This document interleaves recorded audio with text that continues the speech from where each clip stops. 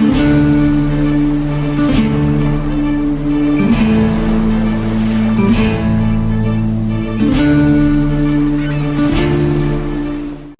meus queridos tripulantes, tudo bom com vocês? O meu nome é André Borges e está começando mais um vídeo do projeto Opera One Piece Everyday April. Todos os dias do mês de abril, um vídeo novo, um vlog novo sobre One Piece pra vocês. E galera, trazendo pra vocês hoje mais um vídeo de SQAB, o vídeo onde vocês mandam as perguntas e eu mando as respostas. Onde vocês podem fazer as perguntas, vocês sabem muito bem, mas não custa nada repetir. As perguntas vocês mandam lá na minha página no Facebook, facebook.com/vlog Era dos Piratas. Toda semana eu posto uma imagem lá pedindo pra vocês mandarem as perguntas. Vocês mandam as perguntas e eu pego algumas, seleciono algumas aqui e respondo no SQAB. Seleciono algumas outras para responder no mini SQAB e por aí a gente segue a vida contente, feliz, alegre e cantando, beleza? Então chega de conversa fiada, vamos lá começar com as primeiras perguntas. As primeiras não, né? Com todas as perguntas do SQAB de hoje. Bora lá! Múcio Emanuel Ferraz. E aí, capitão, você acha que no passado o Mihawk pode ter recebido treinamento em um ano? Muito bacana essa sua pergunta. Bem legal se o Mihawk tiver treinamento em um ano, porque logo talvez eles, o Luffy, a tripulação, eles chegarão a Wano. E lá é um país dos samurais e tudo mais, né? Então o Zoro talvez tenha uma grande participação naquele país, naquela ilha, não sei se é país, não é país, né? É ilha, estado, cidade, vila, naquela vila, a vila de Wano, naquela vila no conglomerado de Wano, né? Talvez o Zoro tenha alguma participação grande lá, né? Por ser um conglomerado de espadachins. E talvez ele descubra alguma coisa sobre o passado do Mihawk. Talvez o Mihawk volte a dar as caras para fazer alguma coisa, não para enfrentar o Zoro, mas para fazer alguma coisa específica lá em um ano, né? Se ele teve um treinamento lá, bem legal, né? Porque agora a gente tá tendo o do Flamengo, quem sabe em um ano a gente não tem mais um outro Chichibukai, né? Ia ser bem interessante. Então, bem legal se isso acontecer.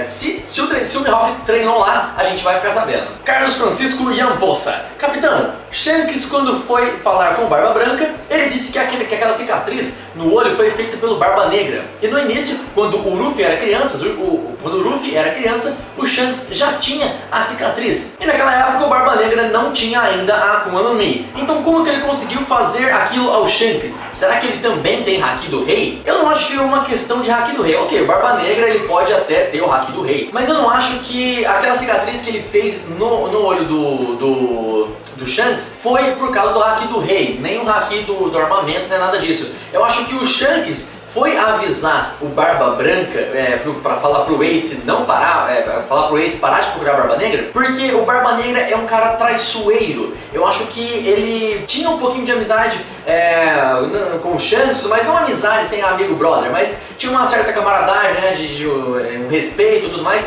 mas talvez o Barba Negra deu uma enganada, né, deu uma trapaceada. E aí o que aconteceu? O Barba Negra foi um trapaceiro, foi lá e deu uma galfinhada, né? A gente viu que ele tinha umas garras, né? Talvez aquelas garras que tenham feito aquela cicatriz no olho do Shanks. Então talvez o Barba Negra ele seja apenas um traiçoeiro, né? Um cara traiçoeiro que você pensa que ele é tal coisa, mas na verdade ele vira e ele te engana e ele te fode muito bonito. Por isso que eu acho que o Shanks foi lá avisar o Barba Branca, ó, ele é um cara traiçoeiro, mano. Ele vai pegar o Ace, ele vai fuder toda a porra toda, ele tá armando alguma. É melhor você falar pro Ace deixar de lado o Barba Negra. Talvez seja por isso, né? Porque o cara é um cara traiçoeiro e não porque ele tem Haki do Rei. Ele pode até ter, mas eu acho que na época ainda não. David Rodrigo, qual personagem você acha indispensável à volta? Por exemplo, Crocodile ou Enel? Dois vilões fodas na minha opinião. Olha, o Crocodile e o Enel, eu acho que seria legal eles voltarem. O Crocodile pra gente descobrir um pouco mais daquele segredo dele que ele tem com a Ivankov e tudo mais, mas só por isso também. E o Enel, eu acho que seria legal ele voltar pra gente descobrir o que ele aprontou lá na Lua, né? Que a gente viu ele pegando a Maximin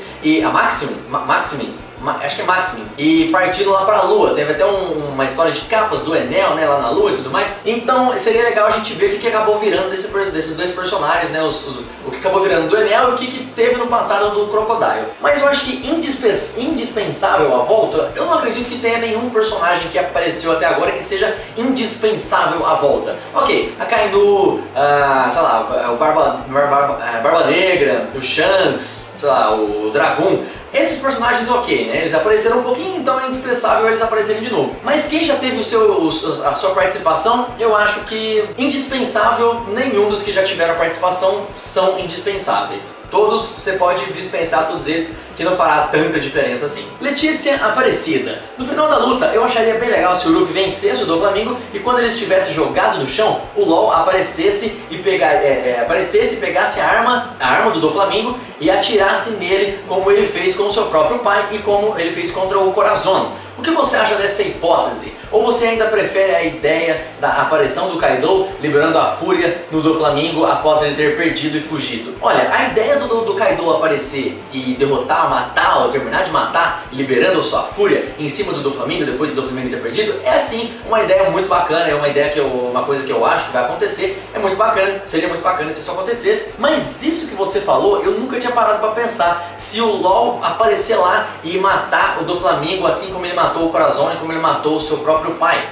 Eu acho que o Luffy, depois de derrotar o Doflamingo, o LOL ia aparecer e o Luffy ia falar assim, LOL, agora ele é seu, cara. Meu trabalho aqui está feito. Tipo, ele ia virar as costas e deixar o LOL junto, sozinho com o Doflamingo e o LOL ia lá e pá, pá, pá! 3 tiros no bandido traidor, igual o Doflamingo deu 3 tiros no LOL há um tempo atrás. Ia ser muito da hora se isso acontecesse. Tanto isso quanto o Kaido aparecer, são duas hipóteses, são dois acontecimentos que ia ser muito foda. Plínio Freitas. Capitão, a gente viu na luta contra o Arlong que a água não tira os poderes do usuário, apenas deixa eles fracos. Mas atualmente as coisas feitas de Karosek conseguem anular os poderes, tipo as balas de Karosek conseguem perfurar o Luffy. Concorda com isso? Olha, eu concordo em partes, tá? O Karosek ele não anula os poderes, o Karosek ele tem o mesmo efeito da água, né? Como a gente viu no filme Z, quando o Z tá jogado no mar e o Luffy estica o braço dele para tocar o braço do Z, e aí ele não consegue mais controlar a sua Akuma no Mi, ele fica com o braço esticado, mas ele não consegue controlar, tanto que a galera tem que ir lá e ficar puxando o braço do Luffy para trazer o Z pro navio. Então o Karosek ele não anula o poder, ele apenas anula a capacidade do usuário de controlar esse poder, igual o Mar faz, né? Como a gente viu lá no Arlong Park. Mas eu acho que sim, as balas de Karosek conseguiriam perfurar o Luffy, porque elas anulariam, quer dizer, não sei, não, pera, se o Karosek não anula o poder, apenas deixa fraco, não, acho que as balas de Karosek não anulariam, hein, acho que não anularia, porque o Luffy, as balas de Karosek iria fazer com que o Luffy não conseguisse controlar o seu corpo, né, mas não faria com que ele passasse a ser um humano normal, então a bala iria pegar assim, esticar de novo e ia voltar normalmente, mas talvez fizesse mais estrago do que uma bala normal, né, porque o Karosek ele não anula o poder, ele só inibe o usuário de controlar aquele poder. Então acho que não. Acho que as balas de Karosek não conseguiriam perfurar o Luffy, não. Eu acho que não. Não sei, agora fiquei confuso. Felipe Clóvis dos Santos. Fala, capitão, beleza? É um assunto meio antigo, mas até hoje eu perco sono por conta disso. Por que você acha que os revolucionários decidiram não se meter na batalha de Marineford, principalmente o Sabo? Olha, eu acho que os revolucionários não se meteram na batalha de Marineford porque eles não tinham interesse nenhum lá. O Sabo, ok, tinha um interesse lá. Não sabemos exatamente por que o Sabo não foi pra lá. Talvez o Dragon tenha impedido o Sabo de fazer isso, porque senão ia acabar envolvendo o exército revolucionário. E não tem motivos para o exército revolucionário ir lá salvar um tripulante de um bando pirata inimigo, vamos dizer assim. Não tem, se fosse um tripulante do exército revolucionário, aí a história ia mudar de figuras, entendeu? Mas como era apenas um tripulante de um navio pirata qualquer, eu acho que os revolucionários não tinham o que fazer lá. Eu acho que a batalha dos revolucionários contra a Marinha ainda está por vir, e será uma batalha que sim, os revolucionários terão grande participação, terão grande importância e terão um motivo para estar lá naquela batalha. Mas em Marineford, quem tinha motivo era só o Sabo. Ele não foi, não sabemos o porquê, mas enfim. Alexandre Manfro, e aí, capitão, você acha que o Sabo está bem mais forte do que o Ace? Porque vimos que, mesmo sem a Mera Mera no Mi, ele já bateu de frente com o Jesus Burgers, e agora ele está bem forte, tanto que ele segurou o esquadrão da Marinha, incluindo o Fujitora. Claro que não sabemos totalmente o nível que o Ace tinha, mas gostaria de saber a sua opinião. A minha opinião é que sim, o Sabo é mais forte que o Ace. Quando os dois eram pequenos, eles tinham uma força bem parecida, bem equiparada. Conforme foi passando o tempo, o Ace foi ficando mais forte, o Sabo também foi ficando mais forte, já que ele estava no exército revolucionário,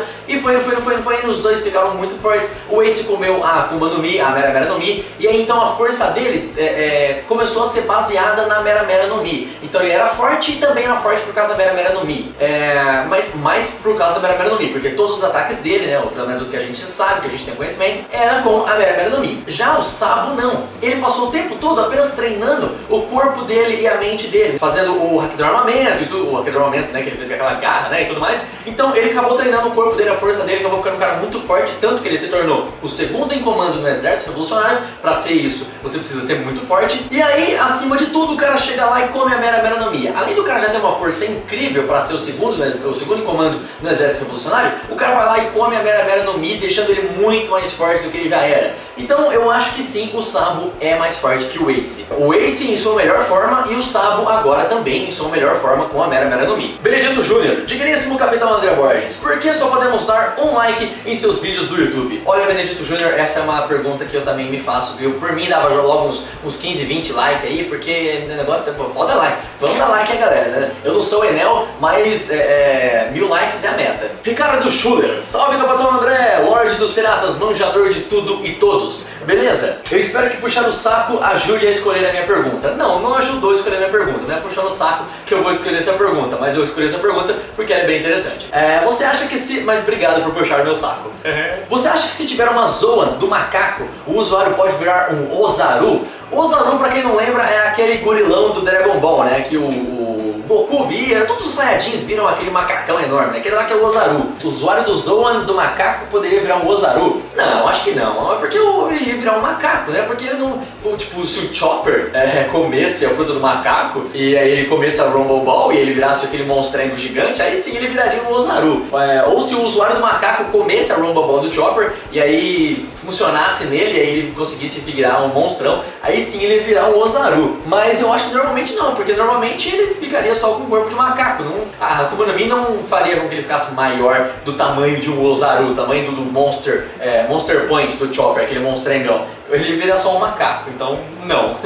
Mas o Chopper pode dar a Rumble Ball pra ele, aí tudo bem. Clay Mello, Capitão, você acha que o Luffy, ao encontrar o Shanks, vai devolver o Chapéu de Palha? Porque se ele fizer isso, o seu bando do Chapéu de Palha vai acabar. Não acho que o bando do Chapéu de Palha vai acabar, ele apenas não vai ter mais o Chapéu de Palha. Né? Porque tipo, o Zoro não é mais o caçador de piratas, mas na Wanted dele, né, no cartaz de procurado, ainda tá escrito Zoro, caçador de piratas. Então eu acho que o máximo que pode acontecer se o Luffy devolver o Chapéu de Palha pro Shanks é o bando dele não ter mais o Chapéu de Palha. O bando dele vai ser conhecido como Chapéu de Palha, mas é o bando do Chapéu de Palha, mas ele não terá mais o Chapéu de Palha. Só que tem uma coisa também que eu sempre me perguntei, por que o bando do Shanks não tinha o nome de bando do Chapéu de Palha, e por que o bando do Gold Roger também não tinha esse nome, sendo que aquele chapéu era do Gold Roger, depois foi do Shanks e agora é do Luffy? Por que só o Luffy virou o bando do Chapéu de Palha se os outros dois também tinham o mesmo Chapéu de Palha, o Capitão também tinha o mesmo Chapéu de Palha? Nunca entendi isso, mas enfim. É a mesma coisa que o Shanks. Se o Shanks rapar o cabelo e virar carequinha, o bando dele vai continuar sendo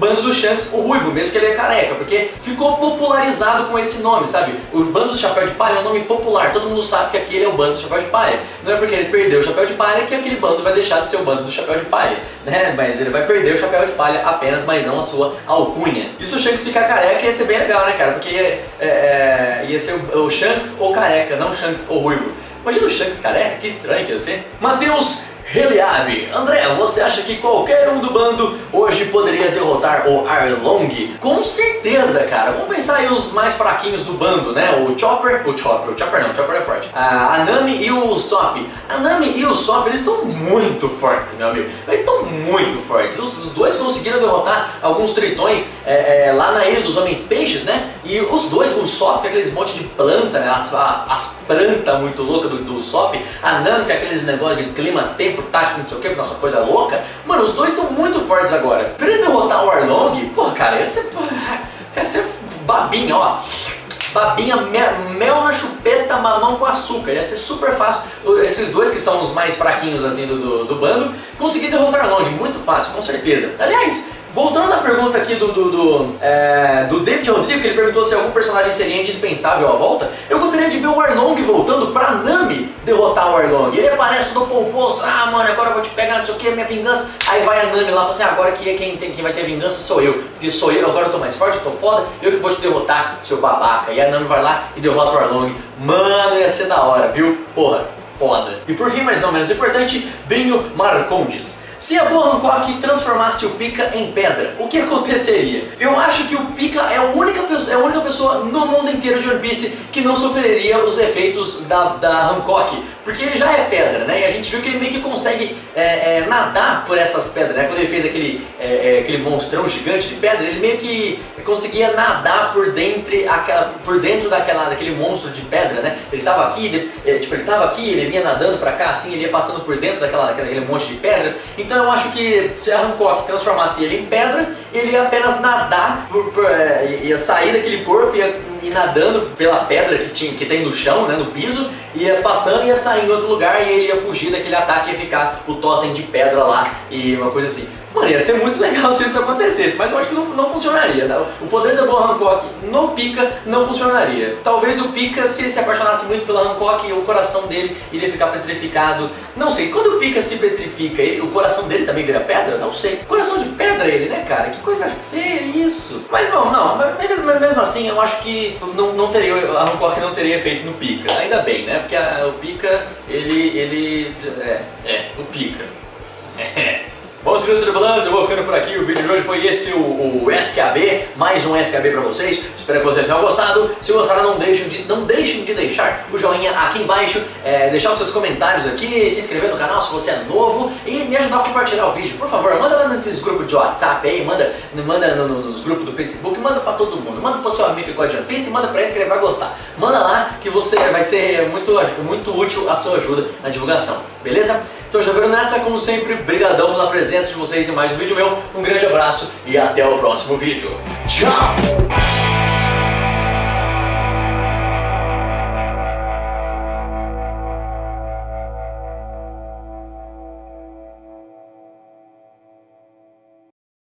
Eu tô bebendo um suco de clorofila, é verde. Na verdade não, na verdade é uma bebida que chama Mojito. Enfim, tem álcool. Então eu tô meio bêbado no vídeo.